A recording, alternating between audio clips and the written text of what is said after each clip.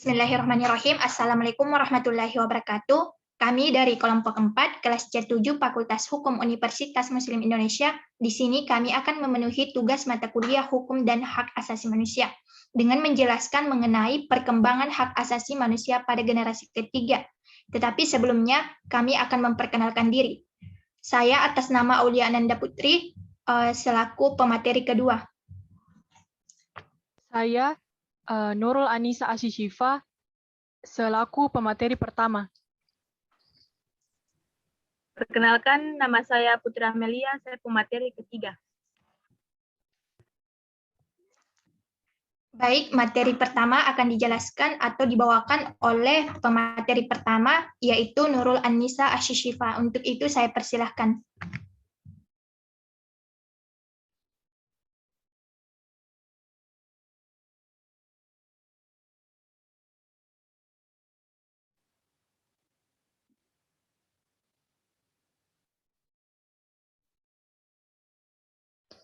Baik.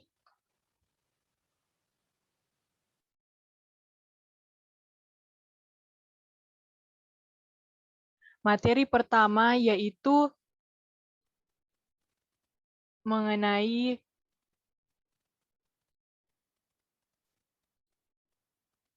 pengertian hak asasi manusia.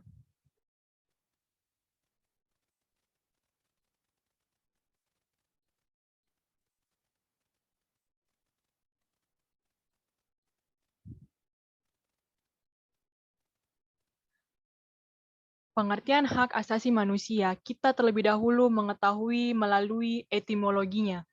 Nah, secara etimologi, hak merupakan unsur normatif yang berfungsi sebagai pedoman perilaku, melindungi kebebasan, kekebalan, serta jaminan adanya peluang bagi manusia dalam menjaga harkat dan martabatnya. Sedangkan asasi berarti yang bersifat paling mendasar atau fundamental. Istilah hak asasi manusia sendiri berasal dari istilah Prancis, yaitu droits home atau droits home. Sedangkan menurut bahasa Belanda yaitu menselijkrechten. Sedangkan dalam bahasa Arab yaitu fitrah. Dalam Inggris yaitu human right. Istilah human right semula berasal dari right of human yang menggantikan istilah natural right. Yang selanjutnya oleh Eleanor Roosevelt diubah dengan istilah human right yang memiliki konotasi lebih netral dan universal. Menurut Undang-Undang Nomor 39 Tahun 1999 tentang Hak Asasi Manusia, dijelaskan bahwa hak asasi manusia adalah seperangkat hak yang melekat pada hakikat dan keberadaan manusia sebagai makhluk Tuhan yang Maha Esa dan merupakan anugerahnya yang wajib dihormati, dijunjung tinggi, dan dilindungi oleh negara, hukum, pemerintah, dan setiap orang demi kehormatan serta perlindungan harkat dan martabat manusia.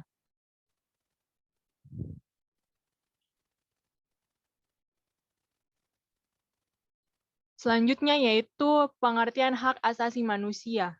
Menurut Jan Matherson dari Komisi Hak Asasi Manusia dalam PBB, yaitu human right could be generally defined as those rights which arrange here in our nature without which we cannot live as human being. Yang artinya hak asasi manusia adalah hak yang melekat pada manusia yang tanpa dengannya manusia mustahil dapat hidup sebagai manusia. Selanjutnya saya akan membahas juga mengenai perkembangan hak asasi manusia. Seiring berkembangnya waktu, hak asasi manusia mengalami perkembangan. Menurut Karel Vasak dari Prancis, ia menggunakan istilah generasi untuk menunjuk pada substansi dan ruang lingkup hak-hak yang diprioritaskan pada kurun waktu tertentu. Vasak menggolongkan hak asasi manusia sebagai generasi pertama, yaitu generasi negatif, generasi kedua, dan generasi ketiga. Generasi pertama mewakili hak-hak sipil politik, yaitu hak yang muncul dari tuntutan untuk melepaskan diri dari kekuasaan absolutisme negara dan kekuatan sosial lainnya. Sebagai contoh, yaitu hak hidup, hak beragama, hak kebebasan bergerak, menyatakan pikiran, dan lain-lain. Generasi kedua diwakili oleh perlindungan bagi hak-hak ekonomi, sosial, dan budaya. Hak-hak ini muncul dari tuntutan agar negara menyediakan pemenuhan terhadap kebutuhan dasar setiap warga negaranya. Hak-hak generasi ketiga atau persaudaraan diwakili oleh tuntutan negara dunia ketiga atas tatanan internasional yang adil. Materi selanjutnya akan dibawakan oleh pemateri selanjutnya. Dipersilahkan. Baik, pembahasan berikutnya mengenai kebangkitan generasi ketiga hak asasi manusia. Pada kebangkitan generasi ketiga hak asasi manusia ini tidak lagi membicarakan hak-hak kebebasan individu dan akses individu untuk hidup secara layak menurut ukuran ekonomi dan sosial budaya. Tetapi generasi ketiga ini membicarakan dalam tataran global. Dalam hal ini hak atas pembangunan, hak perdamaian, dan hak atas lingkungan yang sehat. Generasi ketiga hak asasi manusia sebenarnya bermula pada tahun 1972 di Stockholm, Swedia.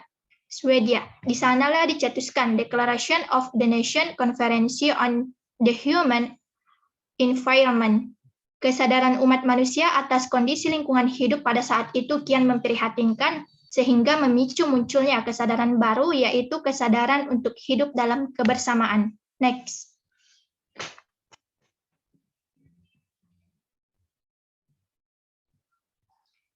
Nah, hak-hak ini muncul karena tuntutan dari negara-negara berkembang atau dunia ketiga atas tatanan internasional yang adil, serta adanya ketidakpuasan pada generasi pertama dan kedua, yaitu adanya eksploitasi ekonomi dan sosial budaya, sehingga menimbulkan terjadinya kerusakan lingkungan. Negara-negara berkembang menginginkan terciptanya suatu tatanan ekonomi dan hukum internasional yang kondusif bagi terjaminnya hak-hak, seperti hak atas pembangunan, hak atas perdamaian, hak atas sumber daya alam sendiri, hak atas lingkungan yang sehat dan baik, dan hak atas warisan budaya sendiri. Dan hak-hak kelompok, seperti imigran, masyarakat hukum adat, dan kelompok minoritas yang harus dilindungi oleh negara. Nah, pada generasi ketiga ini, hak asasi manusia ini menuntut adanya kualitas hidup bagi setiap orang. Kualitas dalam artian ini yaitu kesehatan, lingkungan hidup, dan sebagainya.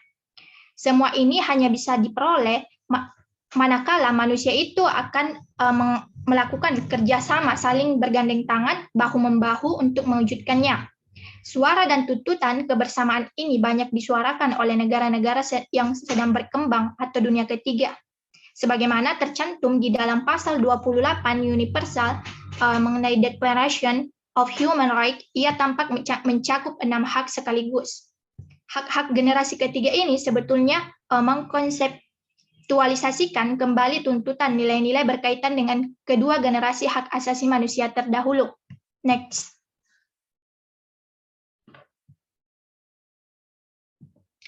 Adapun hak-hak pada generasi ketiga tercermin diantaranya pada pasal 9 Undang-Undang Nomor 39 Tahun 1999, yaitu setiap orang berhak atas lingkungan hidup yang baik dan sehat, berkomunikasi dalam pasal dan hak berkomunikasi sebagaimana dalam pasal 28F ayat 1 Undang-Undang Dasar 1945. Generasi ketiga ini adalah hak-hak atas perdamaian dan pembangunan, di mana hak-hak tersebut dituangkan dalam beberapa deklarasi, yaitu deklarasi yang pertama, Declaration of the Right of People to the Peace, yaitu deklarasi mengenai hak bangsa-bangsa atas perdamaian, yaitu pada tahun 1984. Deklarasi yang kedua yaitu Declaration of the Right to Development, yaitu deklarasi mengenai hak atas pembangunan, yang pada tahun 1986, di mana pada saat itu pihak negara-negara Barat kurang toleransi terhadap keinginan negara-negara dunia ketiga untuk mempertahankan nilai warisan nenek moyangnya. Nah, deklarasi yang ketiga yaitu mengenai cultural relativism, yaitu pemikiran bahwa hak asasi manusia harus dilihat dari konteks kebudayaan negara, karena hal ini dapat menyebabkan perbedaan dalam pelaksanaan hak asasi manusia tersebut. Baik, pembahasan materi selanjutnya akan dipaparkan atau dijelaskan oleh Putri Amelia. Untuk itu saya persilahkan. Baik, terima kasih atas kesempatannya. Di sini saya akan menjelaskan materi mengenai Bangkok Deklarasi. Nah, Bangkok Deklarasi ini merupakan hasil dari UN Regional Meeting for Asia, April tahun 1993, yang diadakan menjelang UN World Conference on Human Rights di Wina. Deklarasi Bangkok ini berhasil merumuskan konsep-konsep non-barat, yaitu terbagi menjadi 3. Pertama, universal, yaitu hak asasi bersifat universal berlaku untuk semua manusia dari semua ras, agama, kelompok, etnis, kedudukan sosial, dan sebagainya. Nah, yang kedua itu ada indivisibility dan interdependence, yaitu hak asasi tidak boleh dibagi-bagi atau dipilah-pilah dalam keseluruhannya. Semua hak asasi berhubungan dan bergantung satu sama lain. Yang ketiga itu non-selectivity dan objectivity, di mana tidak boleh memilih di antara beberapa kategori hak asasi dan menganggap bahwa satu kategori lebih penting daripada yang lain. Dalam menilai situasi dalam beberapa negara, jangan memakai standar ganda atau double standar. Next. Nah, selanjutnya itu ada right to development, yaitu hak atas pembangunan adalah suatu hak asasi, yang dimana hak atas pembangunan suatu hak asasi terbagi menjadi 3, yaitu non-conditionality, national and regional particularities, dan ada right to self-determination. Non-conditionality yaitu pelaksanaan hak asasi tidak boleh menjadi syarat untuk bantuan pembangunan atau development assistance. National and regional particularities itu kekhasan nasional, regional, sejarah, budaya, agama merupakan hal yang perlu dipertimbangkan. Nah, right to self-determination itu hak untuk menentukan nasib sendiri, yang dimana hak tersebut selama ini dipakai untuk melawan kolonialisme, sehingga muncul banyak negara-negara baru yang telah merdeka. Nah, hak ini tidak boleh dipakai untuk merusak integritas teritorial, kedaulatan nasional, dan kemerdekaan politik negara. Selanjutnya, pada generasi ketiga ini, terdapat berbagai hak yang diatur, diantaranya 1. Hak memperoleh lingkungan sehat yang baik. 2. Hak kesehatan. 3. Hak perumahan yang layak. 4. Hak pembangunan. Dan yang kelima itu hak perdamaian. Selanjutnya akan dibahas oleh Auliananda.